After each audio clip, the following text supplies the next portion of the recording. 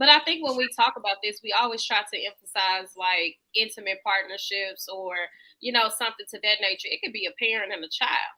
And if after a certain period of time, my parent is constantly, behaving this way and they start to reorchestrate how they're behaving towards me, even in my adulthood, I can make that conscious decision and say, you know what, I love you.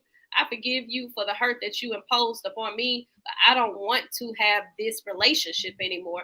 And I think a lot of times it comes at the basis of making the person who has the power of forgiveness feel guilty.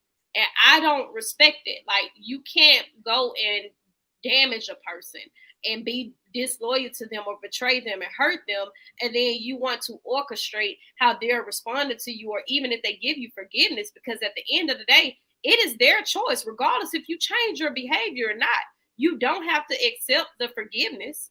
You don't have to do what you did in the first place. So essentially, they're just simply responding to you. And because they have the greatest burden of continuing the relationship, they get more of the flack. You should not be sitting here looking at me, asking me like why you didn't forgive me or why you cutting me off. You need to sit there and reassess why you even did what you did in the first place.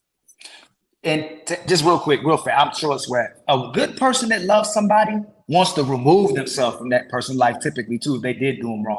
They are more happy with the fact that you forgave them and gave them that I hurt you and you forgave me, and I'm gonna remove like a real love. If I did something that hurt someone and was detrimental to someone, if I truly love them and respect them, I should remove myself from their life for some time being and get myself together until I even expect for them to give me access. I think that's a true character. A person shows true character of somebody.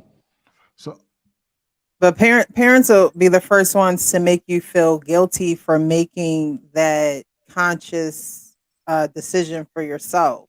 And so sometimes that confuses children who, turn into adults when it comes to relationships. They don't know the difference between forgiveness and access, because it's like, oh, well, I need to forgive you and I still need to be in your life. And I think parents actually condition their children that way. They'll say something, they'll abuse, or they'll, talk in a harsh way. And because they're the parent, the older person, the bigger person, you're supposed to look up to them, listen to them. As you get older, they continue to use that manipulation against you. And when, you get into your relationships, I mean, we really learn relationship skills from our parents. So you get that enough, you won't know the difference between forgiveness and access. You think you got to be in everybody's face. You think you have to be in everybody's life. You think you have to be at the party, when you have to know true forgiveness for yourself. And that means sometimes you do have to take away that access and not feel bad about it and know that that's a good move for you. And it may not be a good move for them, and it may not even make you feel good for making that good move in your life. But at the same time, you have to set boundaries with people. Yep, perfectly said. All right. so Go are ahead, we sweet. all in the are we all in agreement that forgiveness don't necessarily mean that they have access? Yes. All right. That's all we want to Yeah, not hear. necessarily. That's So with all okay, that Trey. being said, what is the solutions we provide to people? Because they always say they want a solution. What's the solution? All these questions we done asked today. What's the solution for each and every one of them?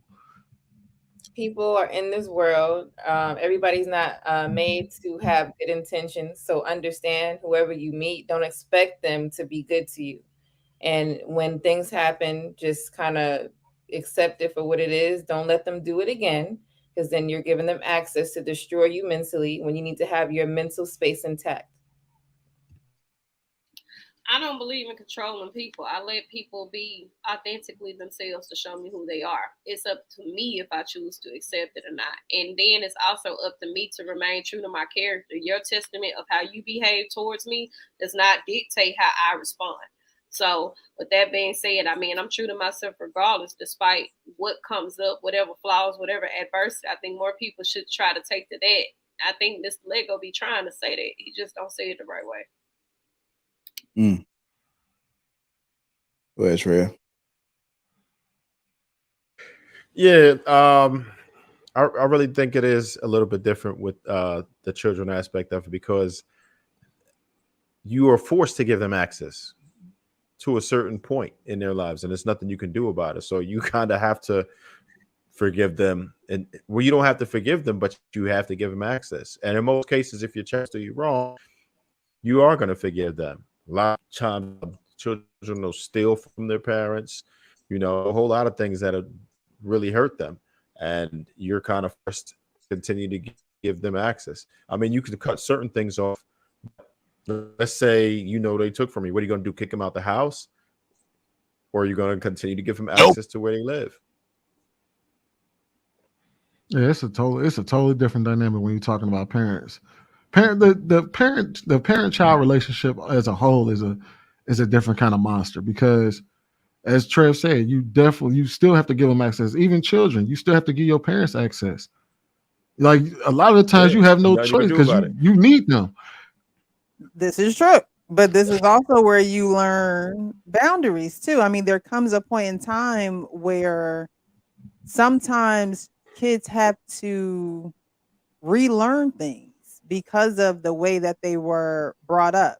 Now, of course, the access has to be there. You have to have access to your parents in order to learn, be cared for, things like that. But when you become a certain age, sometimes that access is not always healthy access.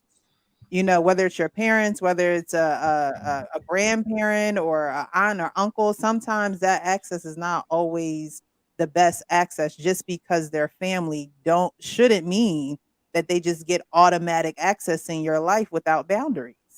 And that goes with any and everybody. Just because you have some type of title in my life don't mean that you have all access pass to me, especially if you're disrespectful, especially if you really don't mean me any well. Like, again, we're talking about forgiveness and access. So there are things that parents can do that's like, all right, I'm gonna forgive you because I love you and because you my mom or my dad, but I'm gonna need my space. I'm gonna need time. So when you call me, don't expect me to answer the phone. When you text me, don't expect me, because I'm taking my time to process. And I'm taking my time where at this point in time, you don't have access to me. And you have to be okay with that. And it's not a control thing. It's as people and adults, we have to teach people how to treat us. If we don't do that, they're going to do whatever they want.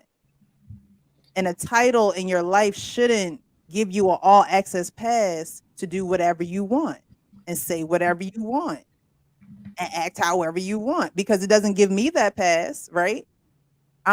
You talk about a parent child. I'm the child. Do I have an all access pass to just have a temper tantrum and to talk to you however I want and to disrespect you? No, because then you are going to cut off access. It may not be total full access from my life, but you probably going to stop doing something. You might not answer the phone when I need help or whatever. Parents do that.